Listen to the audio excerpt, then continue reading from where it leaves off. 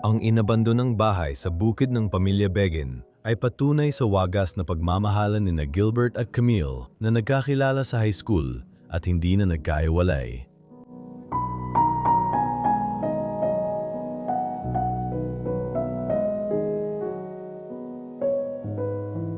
Nangarap sina Gilbert at Camille na bumuo ng buhay na magkasama sa lupain ng kanilang pamilya, kung saan susundan ni Gilbert ang yapak ng kanyang ama at itutuloy ang kanyang panghabang buhay na hilig sa pagsasaka.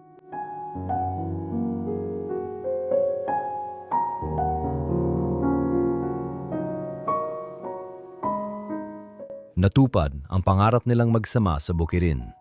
Biniyayan sila ng dalawang magandang anak na babae na pinalaki nila ng may pagmamahal sa kanilang malawak na tahanan.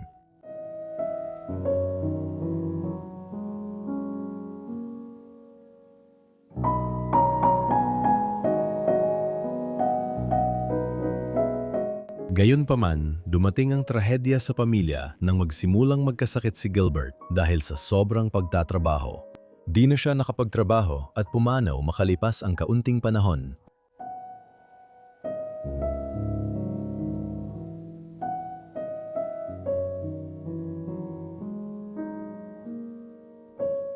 Dahil dito, naranasan ni Camille ang matinding hirap pero napalaki niya ang mga anak at manatili sa bahay hanggang sa kanyang pagpanaw noong 2000. Nasira ng panahon ang bahay ng pamilya Begin at natatakot nang pumasok ang mga anak sa wasak na pader nito.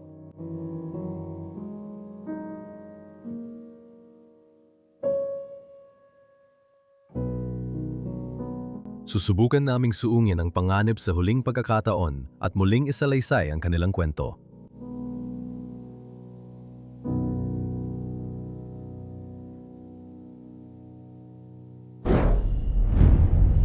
Maligayang pagbabalik sa Bros of DK. Ako si Leslie sa likod ng kamera. Salamat ulit, Danny. Walang anuman. Pareho pa rin kaming may sakit. Barado pa rin ang ilong ko, pero hindi ko pa rin matigilan ang pag-e-explore. May isa na naman kaming kamangamanghang abandonadong lugar para sa inyo. Sa unang beses sa Estados Unidos, dahan-dahan akong bababa.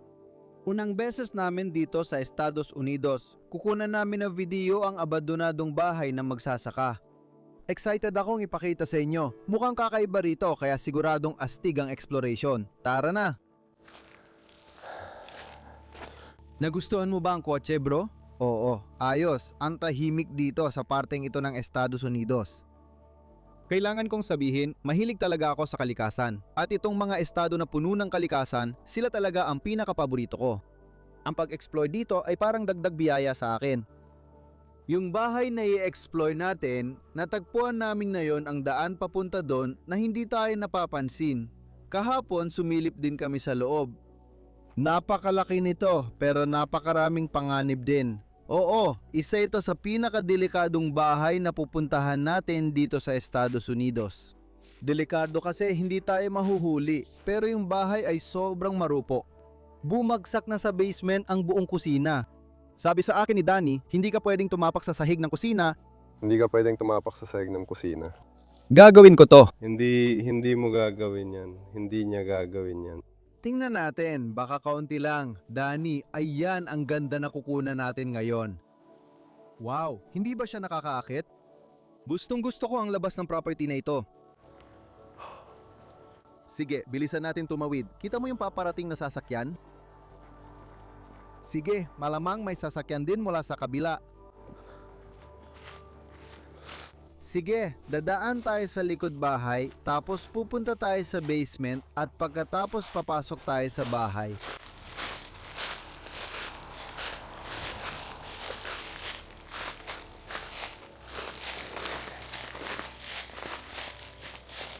Mukha bang parang kamaligyon?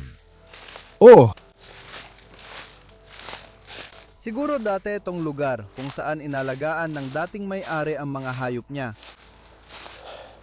Pasensya na, napakaliit ng kamalig na to, hindi ko sinasabi. At wala rin namang laman sa loob maliban sa ilang dayami. Oo, makikita mo talagang dito pinatuloy ang mga hayop dati. Talagang sira-sira na ito. Grabe, tara na tayo papunta sa bahay. sa loob.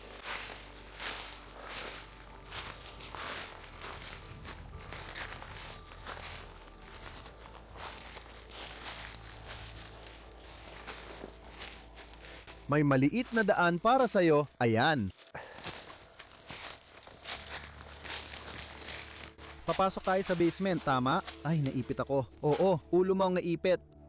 May tinik kahit saan. Mga tinik sa lahat ng dako. Sige, tol. Sige, nasa loob na ako. Nakapasok ka sa loob. Narito rin ako. Agad na naging malamig. Dito sa basement, ramdam at naamoy mo na pumapasok ka sa isang abandonadong lugar.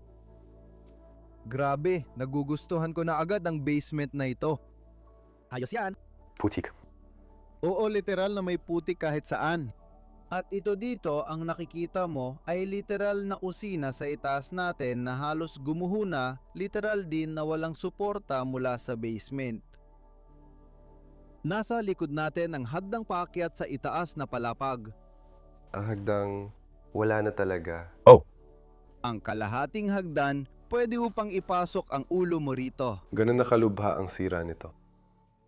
Sige, simulan na natin ang isang kamanghamanghang episode.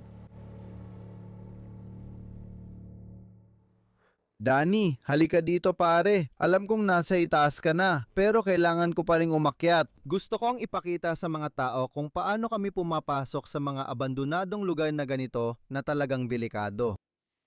Iniwan na ang lugar na ito ng 22 taon na ngayon at bumagsak na ang buong hagdanan dito. Gagamitin ko na lang itong mga bigas sa gilid para gumawa ng pansamantalang hagdanan sa loob ng bahay. Wow, tingnan mo kung saan tayo papasok. May isang bagay talaga akong nagustuhan dito sa bahay na to. Siguro mga ice skates ito mula kay Chilberg. O ano nga ulit yung Amerikanong pangalan? Gilbert? Gilbert. Oo. Sa tingin ko, Gilbert at Camila, sila yung dating may-ari. At yung itim ay malamang kay Gilbert at yung puti ay malamang kay Camila. At marami ring lawa dito sa paligid. Sabi ko nga, ipapakita ko ito sa'yo ngayon. Tiyak masaya sila. Kukunin lang nila ang mga ice skates sa pader at pupunta na sa lawa ni Gilbert at Camila. Ang saya, sigurong mag-skating sa mga lawa dito sa Massachusetts. Napakagandang dome sa bansa ko. Sa Bedhika, nag-i-skating din kami kung saan galing si Danny. Naka-skating ka na ba sa buong buhay mo? Hindi pa pare, tuturuan kita mag-skating sa susunod na taon, sabay tayo. Dito tayo dumadaan sa maliit at pasukan sa gilid papuntang bahay. May naiwan pang gamit at may piano pa sa likod. Pero ipapakita ko muna sa iyo yon mamaya. May isa lang akong dapat ipakita sa iyo dito bago tayo magpatuloy. May ilang bagay akong kailangang lampasan. Pero nakita ko talagang interesante ito dito. Sa dulo, meron tayong parang food pantry at punong-puno pa rin ito ng mga garapon. Makikikita mo dito ang mga karot, kabute, sibuyas at lahat ay nakapreserba dito. At ang mga pagkain dito ay mukhang maayos pa rin talaga. Kahit na nakapreserba na ito, itong isa ay mula pa noong 1996, nakalagay sa label. Wow, nandito na ito bago pa ako ipinanganak. Literal itong garapon ay mula pa noong 1990 at sa tingin ko, mga sibuyas ang laman nito. Grabe, ganito ang ginagawa ng mga tao noon. Nagtatabi sila ng pagkain, gumagawa sila ng pagkain para sa mga darating na taon, para sa mahihirap na panahon, at pati na rin isang frigidaire dito sa ilalim. Sige, ibabalik ko na ito sa iyo, Danny. Ay, grabe oh. Gusto ko rin itong maliit na timba na nakasabit dito kasama ng timbangan at ito pala ay pantasa ng lapis sa pader. Madalas nila ito makita sa US. May isa pa ring bagay na umagaw ng interes ko. Gilbert at Camila, pasensya na kung mali pa rin bigas ko. Baka mamali pa ako ng 20 beses. Pero nagbenta rin sina Gilbert at Camila ng Easter Bunny. Malamang galing iyon sa farm nila, nag-aalaga at gumagawa sila ng kuneho. Paano nga ba gumawa ng kuneho? Anong tawag doon? Kapag... akala ko tsokolating kuneho, hindi pala. Oh, Pero merong, sa tingin mo ba, totoong mga kuneho yon? Bakit hindi puti at itim? Puti. Baka tsokolateng kuneho sila. Hindi ko alam. Parang ganun na, di ba? Oo, akala ko tsokolate yon. Oo. Itinayo ang bahay na ito noong 1900s ni na Camila at ng kanyang mga magulang. Kita mo naman, lahat ng kasangkapan, kalan, bahay at gawa sa kahoy dito ay nagpapakitang mahigit isang siglo na ang tanda. Tingnan mo ang gandang kalan natin dito. Kahit yung tray na ilalagay mo sa oven ay may detalyadong disenyo, talagang kamangha-mangha. Parang bakod ang itsura nito. Oo. O, tama.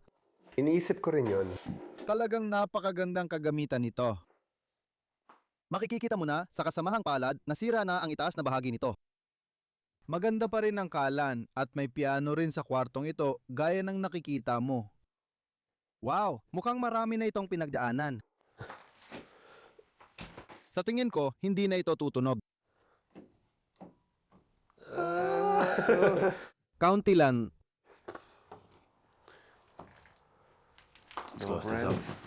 At protektahan natin ito. Wow!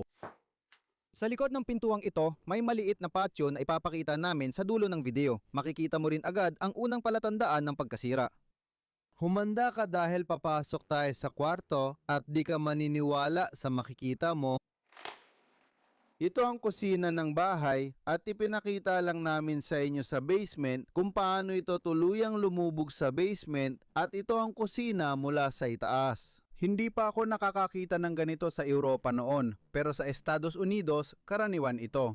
Pagkatapos ng 20 taon ng pagpapabaya, nagsisimula ng gumuho ang gusali at nadadamay ang lahat. Makikikita mo rito ang ref na halos bumagsak na at ang kalan sa tabi. Kung ibibigay mo ang kamera, lalapit pa ako. Ayaw mo ba? Mag-iingat naman ako. Si Danny kasi hindi gusto kapag ganito ang ginagawa ko. Yung sahig ay literal na bumabagsak papunta sa basement. Oo, papunta na talaga sa basement. Siguro ilang taon pa, lahat ng bagay dito ay babagsak at guguho na lang papunta doon. Dahan-dahan. Dumaan ka rin sa side na to at ipapakita ko sa'yo, hindi ko nga alam kung paano nakasabit pa ang buong istrukturang to. Oo, nakakabaliw talaga. May banyo pa nga sa likod dito. Makikita mong maayos pa ang kalagayan nito, may wallpaper, gamit at nakasabit pang tuwalya sa shower. Pero hindi ako papasok doon dahil gaya na nakikita mo, masyadong delikado. Ayan na, tol. Ibabalik ko na sa'yo. Subuan kong makalabas dito ng ligtas. Oo, heto tayo. Dalawang may sakit na lalaki na nagvi-video. Matitibay talaga kaming explorer. Si Danny sa taglamig sa Canada at kahit may sakit, tuloy pa rin kami sa pag-e-explore. Sa tingin ko, kailangan nating magpahinga ng ilang araw pagkatapos nito. Oo, pero ang ganda niyan. Dito sa pader, makikita mo ang larawan ng 3 nilang apo. Makikita pa natin ito ulit sa loob ng bahay. Nagkaroon sila ng 2 anak na babae, sina Camille at Gilbert, na nagbigay ng 3 apo. Wow! Literal na lahat ay nahuhulog sa sahig. Anong klaseng kwarto kaya ito dati? Parang sala lang ito. Siguro, isang sala ng pamilya kapag nagtitipon-tipon sila. Walang haanong makikita dito. Dahil ito ang pangunahing kusina, di ba? Oo. Dahil may isa pang kusina, May pangalawang kusina, pero ito ang pangunahing kusina. Sabay-sabay silang kumain ng hapunan, tapos baka magkasamang nakaupo ang pamilya dito sa parang sala. May naiwan pang Christmas tree, kaya malamang na iniwan na talaga ang lugar na ito. Pumanaw si Camille bandang panahon ng Pasko. oo, Enero ang nasa kalendaryo. Kaya, oo. Makikikita natin ang kalendaryo maya-maya lang. Huwag kang mag-alala. Snow globe na wala ng tubig sa loob, wala ng tubig na yon. Sa tingin ko, nasira yata ito. Sige, pasok tayo sa hallway. Dito, makikita natin ang harap ng bahay. Hindi na ito nabubuksan at ang hagdang paakyat sa itaas na palapag. Akyatin natin yan mamaya, pero dito rin sa hallway, may naiwan na wheelchair. Nakakatakot talaga ito. Ooh. Nakakatakot makita ang wheelchair sa dulo ng hallway. Nakakatakot talaga. Si Camille siguro ay sobrang sama na ang kalusugan, kaya malamang hindi na siya nakakagalaw masyado. Oh, at may nabubulok na lata sa ibabaw ng lata ng pagkain. Hindi ko alam at di ko rin gagalawin. Hindi ko alam yan. Pero, oh, Talagang nakakabaliw. Sige, may ilan pa akong kwartong ipapakita sa inyo dito sa ibaba bago tayo umakyat sa itaas. Dito, meron pa tayong isa pang living area, masasabi kong may ilang upuan dito.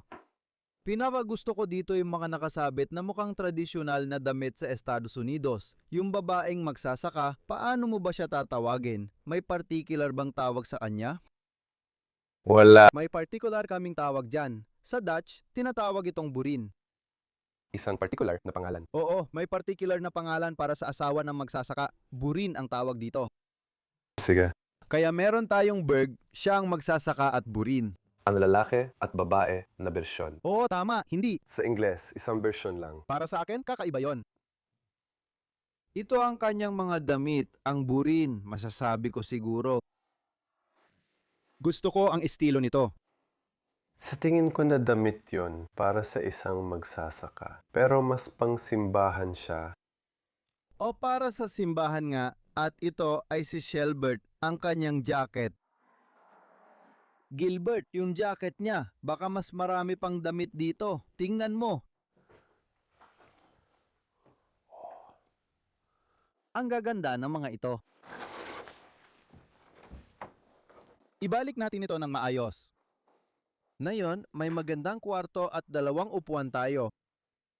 Si Gilbert at ang kanyang asawa, si Camille, ay dating umuupo ng magkasama at nag-enjoy.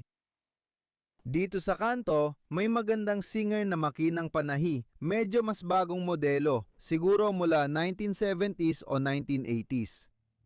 Pero ang gusto ko ay itong pakete ng mga karayom na nandito pa. Tradisyonal ang hugis at disenyo at may presyo pa, 30 sentimo, napakamura lalo na ngayon. Nandito pa rin pati ang mga instruksyon sa likod at may bagong ulo rin para sa makinang panahi dito. O may mga sapot ng gagamba na nakatakip dito, 20 taon na itong pinabayaan, nandito pa rin lahat ng mga karayom niya at iba pa. Gustong gusto ko ang packaging ng lumang produktong ito. Tingnan mo yan. Sige, isara na natin to. Siguraduhin kong hindi ako madikitan ng sapot ng gagamba. Kakaiba talagang salamin na yan. Masasabi ko, siguro may isang tao. Pwede. Malaking stand-up na salamin, siguro para magpalit sa umaga. Oh, heto na naman sila, Dani, ang mga apo. Magandang larawan. Walang petsa dyan, kasama ng telponyo at lahat ng bagay na nandito pa rin. Pati itong magandang plato. Isang tahanan sa gitna ng kagubatan, yan ang gusto ko. Isang tahanan na malayo sa mga tao. Heto na ang kalendaryo na pinag-uusapan natin, Enero 1998. Sa tingin ko, galing ito sa... Kaka-check ko lang. Galing nga ito sa 1998 mula sa Washington, D.C. Makikita mo ang White House dyan. Ang ganda! 1998 ang huling taon na may tumira dito sa lugar na to at pagkatapos noon, iniwan na ito magpakailanman. Grabe, tingnan mo, may orasan na magsasaka dito at may lalaking nakaupo sa kamalig. Ang ganda! Pagkatapos, ang talaarawan ng Blackstone Valley. May isang tao, malamang si Gilbert, nanalo ng premyo gamit siguro ang takur niya. Tulad na nakikita ninyo, ito ay isang magandang tropeo at meron pa tayong isa sa kabila. Mukhang magaling siya sa trabaho niya. Inanyayahan ko kayong pumasok sa pahalawang kusina. Hindi ako sigurado kung para saan ito ginamit. Pero ang talagang pumukaw ng pansin ko dito ay itong kumpletong buo pangkalan. Pareho ito doon sa isa na nakita natin kanina, pero itong isa ay buo pa rin at parang hindi pa nadalaw. Pinakagusto ko dito yung maliliit na kabinet sa taas ng kalan na pwedeng imbakan ng gamit. O dito, may nakita tayong lumang-lumang patalastas ng lawnmower, $129 lang para sa lawnmower na yan. Sobrang mura na niyan. Malamang ilang dekada na ang magasin na ito. Tingnan mo itong kalan, 6 ang stovetop nito. Pinapainit ito gamit ang kahoy. Oh, may mga abo pa nga nahuhulog dito, tingnan mo. Ito ang huling mga abo na ginamit nila para painitin ang kalan. Oh, nabubuksan din pala ito. At sa side na ito, nandito ulit ang oven section ng kalan at napakaganda talaga ng piraso na ito. May thermometer pa, malamang Fahrenheit ang sukat. Glenn Dali, nayan ko lang narinig ang tatak na yan. Wow, ang ganda naman yan. Tapos, meron tayong kusina dito at sa tingin ko, ginamit nila ito bilang isang uri ng working storage area o baka working kitchen o parang ganon. Wala nang laman ng mga kabinet, sayang. Sa tingin ko dito, oo, baka may ilang tasa, ilang plato at kung ano-ano pa na naiwan pa dyan. Kaya nila ito ginamit para sa pareho, sa palagay ko.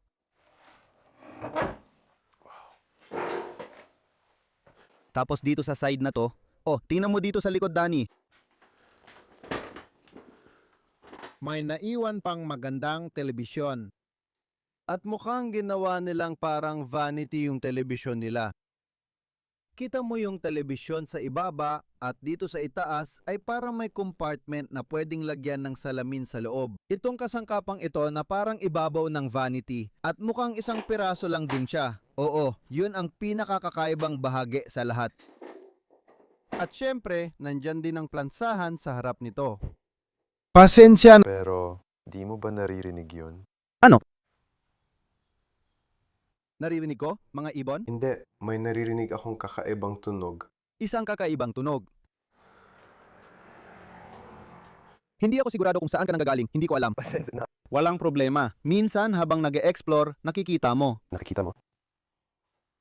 Alam ko. Sige. Wala rito ang timbangan. Timbangan na naririnig ko, Minsan habang nag-explore, parang nagiging paranoid ka. Oo, masasabi ko. naghahanap ako ng tunog at naririnig ko ito. Nagsisimula kang makarinig ng mga tunog, lalo na kapag mag-isa ka, tapos bawat maliit na tunog parang delikado o malaki, o parang may kakaiba. Ganon. Ang drawing na kusina ay nandito rin talaga. May liham ito para kay Camille. Wala pa ito noong 1996. Tingnan natin kung may interesting na laman. Isa itong thank you card. Oh, thank you card na puno ng sulat mula kay Enrique, sabi dito. Dito, mahal kong Begin at Camille, lubos akong nagpapasalamat sa perang ibinigay ninyo sa akin. Nagkaroon ako ng masayang graduation. Nakapunta na ako sa beach. Sobrang saya talaga. Kaya siguro apo ito. At binigyan siya ng pera ng kanyang mga lolo't lola para sa kanyang graduation. Ang saya naman nun. Sige, susunod na. Lahat kayo, iniimbitahan ko kayong maglakad-lakad papunta sa mga itaas na palapag. Pati ang wallpaper dito sa mga pader ay unti-unti nang natatanggal at nagpapakita ng mga palatanda ng decay. Nasa pangalan ko ito at gustong-gusto ko itong makita. Nakakalungkot makita na nasisira ang mga gusaling ito, pero may ganda rin dito. Parang kalikasan na bumabalik at sumasakop muli. O una, siguro itong kwarto, Danny. Nakita ko itong napakagandang bahay-bahayan, malamang ginamit ito ng mga bata, baka pati na rin ng mga apo. May naiwan pang ilang piraso ng mga kasangkapan dito. Oh, ano ito? Ito ba ay tape? Mukhang ito ay isang uri ng recording. Tingnan mo, nandito yon. Hindi ako sigurado kung ano ito. Sa tingin ko, sira nito. Hindi ko alam. Film siguro ito. Tama ba? Siguro, hindi ko alam. Tingnan mo, may laman ba yung mga palapag sa ibaba ng dollhouse na to? Wala naman. Sige, mabilis lang. Pagpasok ko rin sa kwartong to, tingin ko isa to sa mga kwarto ng mga bata. Kita mo naman, maganda yung aso na wallpaper at lahat, pero sa totoo lang, medyo magulo at sira na yung kwarto. Pero ang gusto kong ipakita sa iyo dito ay may mga naiwan pang litrato ng mga dating apo at anak na nakatira dati sa lugar na to. Ilang alaala mula sa panahong iyon, malabo na ang mga litrato kasi dati, isang beses ka lang pwedeng kumuha ng larawan. Oo. Hindi ko alam kung maganda ang kuha hanggat hindi na de-develop at yun ang ganda ng photography nun. Tama. Namimiss ko talaga yung mga panahong yon, lalo na nung bakasyon sa eskwelahan, nang bigyan ako ng nanay ko ng kamera na may 25 shots lang. Yun lang talaga, meron ako. Dapat mong pag-isipan ang kukunan ng litrato. Ngayon, gamit ang iPhone, halos lahat kinukuhanan na ng litrato, kaya parang nawala ang tunay na halaga nito. Oo, totoo. Nandito pa rin pati bank statement nila. Ito ay mula Pebrero 25, 1993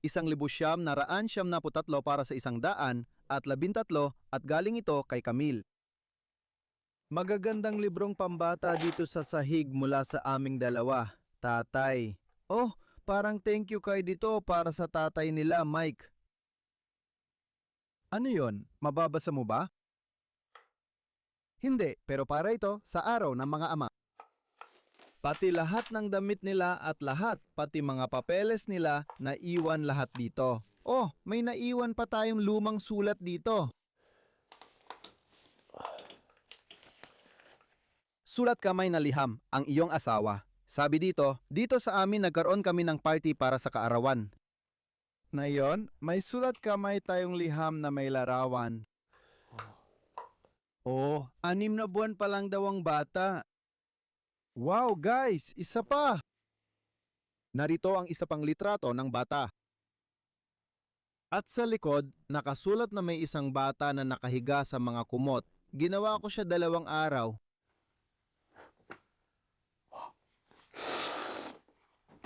Ang galing nun, kaya sila nagiging emosyonal. Ay grabe! Nakakabaliw makita ang lahat ng bagay na nakakalat dito, ganito dito. Pati isa pang litrato ng bata.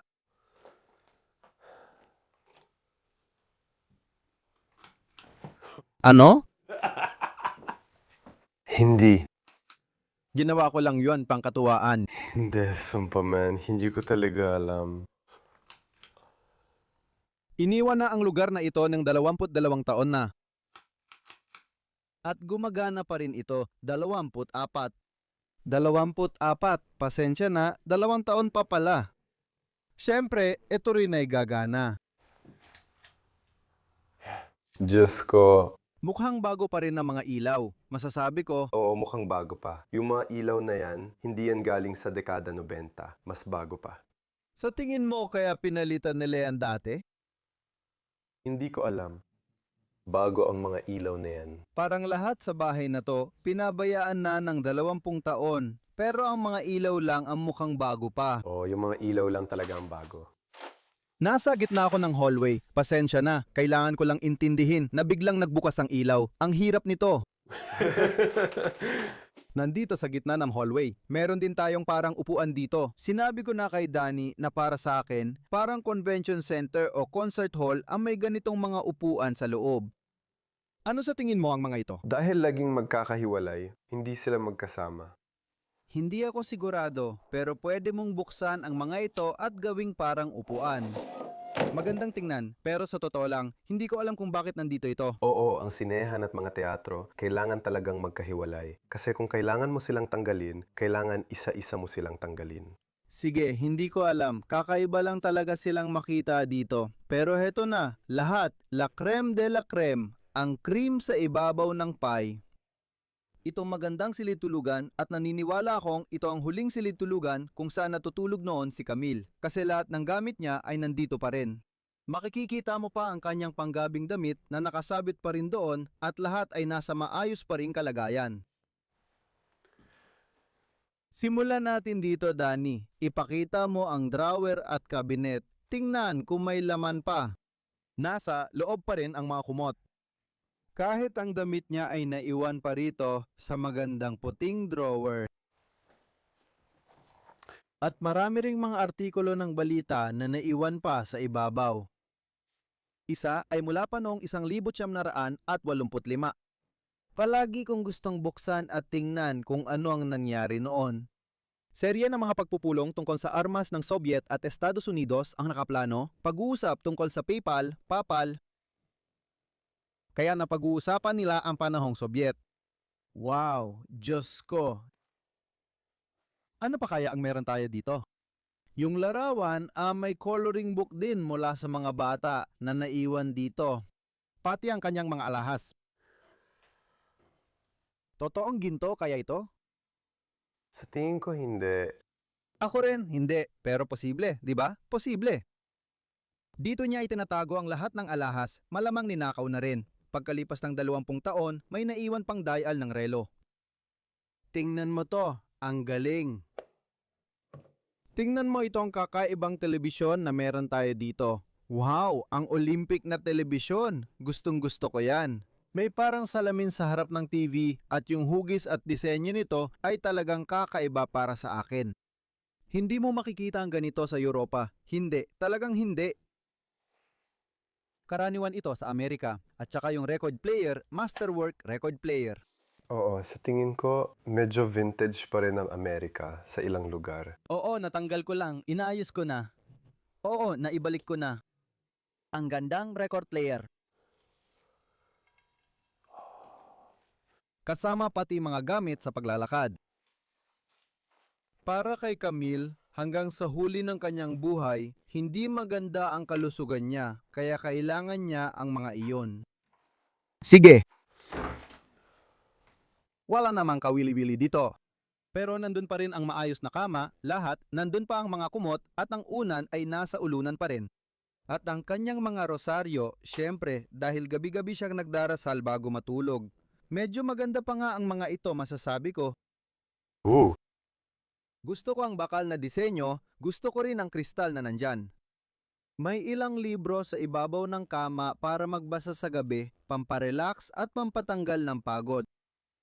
Ganyan lagi ang ginagawa ko bago matulog. Magbasa ng kaunti, tapos makakatulog na. Tingnan mo sa bandang ito. Makikita mo rin dito ang ventilador na ito. Wow, medyo luma na rin ito. Masasabi ko, oo, gusto ko yan. Talagang bakal ang pagkakagawa nito at sigurado akong gagana pa rin ang ventilador kapag isinaksak sa kuryente. Baka subukan natin ito. Hindi, sabi ni Danny, kailangan kong makinig sa amo ko. Sa amo ko. Ito ay muli para kay Shannon Sharon, isa pang liham mula ulit noong 1985. Ooh. Kabibe mula sa tabing dagat o mula sa lawa? Hindi. Hula ko lang, wala namang kabibe sa mga lawa. Nandito pa rin ang lahat ng bagay.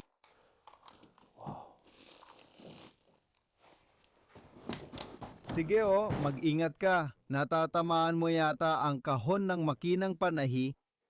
Talaga? Group picture ng lahat ng taong ito na magkakasama. Ang galing. Siguro apo na naman ito. Ano ang mga device na ito? Mga gunting pala ito. Oo. Siguro iniisip ng lahat parang, wow Leslie, hindi mo ba yan nakikilala? At dito naman sa side na ito, meron ulit tayong isang makinang panahi at medyo mas luma ito kaysa sa nakita natin sa ibaba. Meron din itong mga nakaka-intrigang knob sa gilid kung saan pwede mong piliin at makita ang iba't ibang estilo ng tahi. Gamitin mo lang ang EOC para makuha agad ang buong estilo ng tahi sa makina. Pero sa tingin ko, itong kahon na nabangga mo, Danny, sa tingin ko, ito ang kahon ng makinang panahe. Ngayon, pwede mo na itong ilipat kung gusto mo. Oo, nandyan pa lahat. Dito nilalagay ang makinang panahi. Nandyan pa rin lahat ng mga sinulid. Ngayon, pwede mo na itong dalhin sa trabaho saan ka man anahi.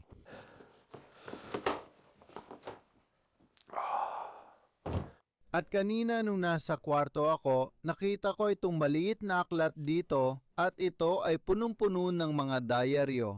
Mula pa nung panahon na nagsama sina Camille at Gilbert. At lahat ng ito ay mula pa noong panahon na nagsimula silang magsama, 1952, pagkatapos ng digmaan, noong sila ay nagpakasal, noong nagkaroon sila ng mga anak. Kinolekta nila lahat ng larawan at artikulo sa diaryo at lahat ay mula lang sa bayan dito. 18 parangal at diploma ni Quinton. Makikita rito ang isang ginang na may mga anak, pero di ako sigurado kung si Camille siya. Hindi. Hindi si Camille yan. Ang ganda na pinagsama nila lahat ng dyaryo dito. Heto, may isa galing sa lokal na simbahan. Wow! At pati na rin yung mga patalastas at lahat ng nandito ay magkakadikit pa. Sige, subukan kong ayusin ito ng maayos. Gusto ko talaga yung mga taong nag-iipon ng ganito. Kasi alaala yan na babalikan mo ng may saya. At kung meron ka ng mga yan, magiging masaya ka habang buhay dahil doon. Sige! Tara na sa huling kwarto ng lugar na ito. Mag-ingat, may wallpaper na nakasabit dito. Heto na naman tayo sa isa pang malinis na kwarto. Maayos ang kama at nandoon pa ang mga unan sa ibabaw. Tulad ng lagi nating nakikita sa pag-explore ng mga abandonadong lugar. Wow! May naiwan pang manika dun at mukhang nakakatakot talaga ito. Palaging nakakatakot. Mukhang manikang voodoo.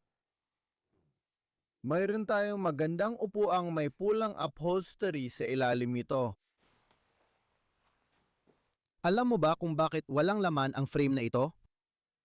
Dapat ba may larawan dito? Mukhang kakaiba. Ayos ka lang? Pasensya na. Oo, may sakit kami. Kaya okay lang. Pasensya na. May litrato ako ng babaeng ito sa taas. Pero mukhang hindi siya nakatira sa bahay. Sa tingin ko, modelo siya. Pero gusto ko pa rin yung litrato.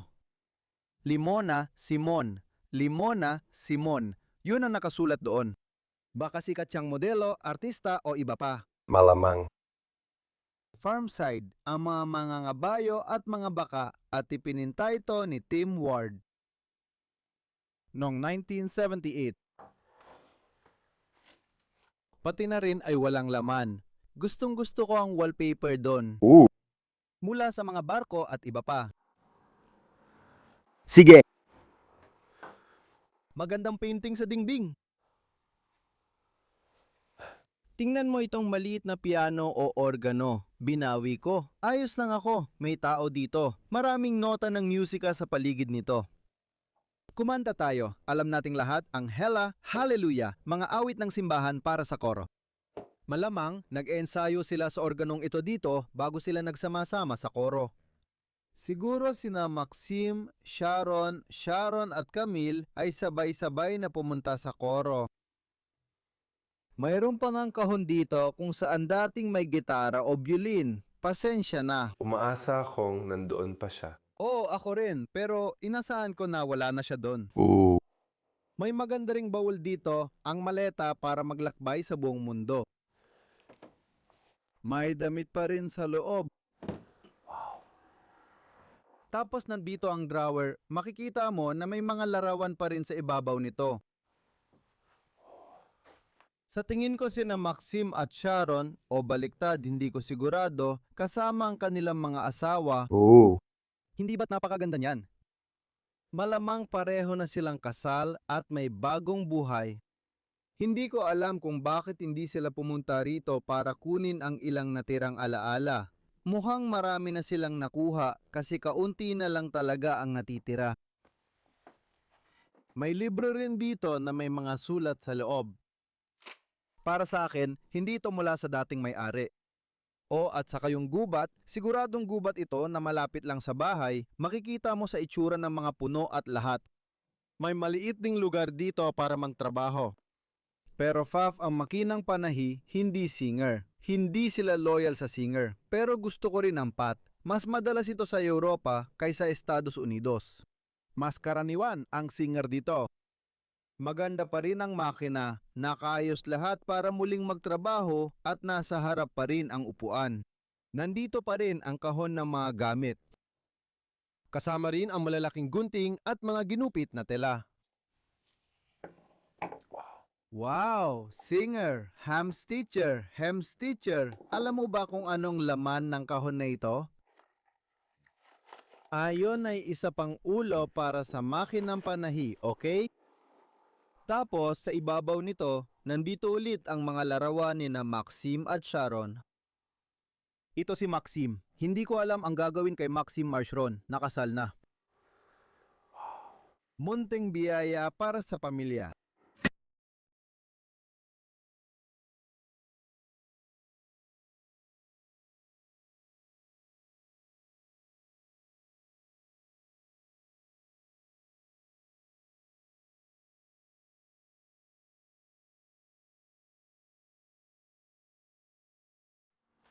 Tingnan natin kung anong pwede natin. Hanapin dito sa attic na ito. Hindi pa ito ang huling bahagi na ipapakita namin. May mga kotse at bangka pa sa labas. Mamaya na yon. Ipakikita muna namin sa inyo ang attic. Hindi pa ako nakakaakyat dito. Maglilibot muna ako. Hindi naman talaga mukhang interesante. Karaniwan, ang mga attic ay puno ng mga pinakamamahal na alaala ng mga tao na gusto nilang itago habang buhay. Pero dito sa attic na ito, karamihan ng nakikita ko ay mga gamit at kasangkapan. Isang sira-sirang simenea, makikita mo ang maliit na tumpok ng mga durog na bato doon at pababa ito papasok sa bahay. Sige at pati na rin itong mesa dito. Danny, tara lumabas tayo at ipakita natin sa mga tao ang mga sasakyan ni na Camille at Gilbert.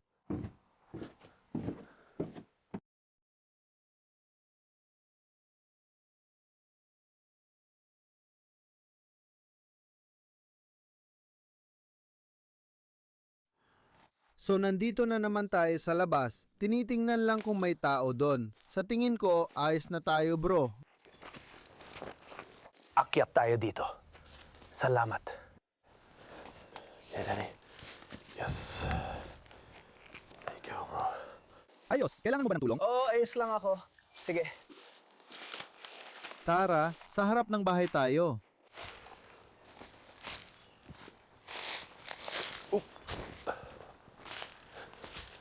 Opo, sir. Sige. Nandito na tayo.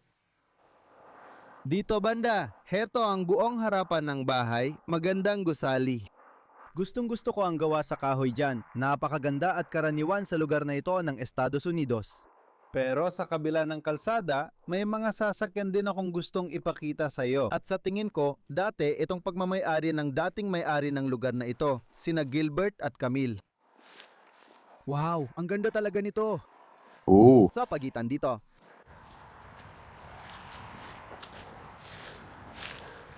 Oh, kablang pala ito. Akala ko, kumpletong kotse ito. Oh! Akala ko, parang maliit ito masyado. May kabina ng trap. Sa tingin ko, Oh, mukhang ganun nga. parang ganon. Siguro galing sa dati niyang negosyo. Oh, sige, sige. Napaka-interesante niyan, pero ang pinaka-interesante sa lahat ay yung nandun. May naiwan talagang speedboat dito. Hindi ba tangtinde nun? Naipakita ko na ba ang abandonadong speedboat? Sa tingin ko, hindi pa. Wow! Ito ang kay Ginong Gilbert, ang kanyang speedboat. Kung ibibigay mo sa akin, sisilipin ko agad ang loob ng bangkang ito. Wow! Tingnan mo ang mga taon ng pagkabulok dito sa loob. Sobrang tindi. Sige, pare. Naipit ako sa mga tinik. Oo nga, talagang naipit ka. Talagang naipit ako. Salamat, salamat. Ganyan ang pag-explore, guys. Pero wow, sila ang nasa harap ng bahay, pasasalamatan ko silang dalawa, pasasalamatan ko ang kanilang pamilya. Napakagandang lugar para mag-explore. Marami silang ibinahagi, napakabait na pamilyang magsasaka at talagang nagustuhan ko ang kwento ng lugar na ito. Maraming salamat sa inyong lahat sa panonood ng video ngayong linggo. Napakagandang karanasan ng pag-explore. Paki-like ang video kung nagustuhan ninyo, mag-subscribe sa channel kung bago ka dito, may link din sa description para sa Patreon. Pwede nilang suportahan ang channel at matulungan kaming makaikot sa mundo. Paalam sa inyong lahat, magkita-kita tayo ulit sa susunod na linggo para sa isa na namang epic na pag-explore. Mahal ko kayo.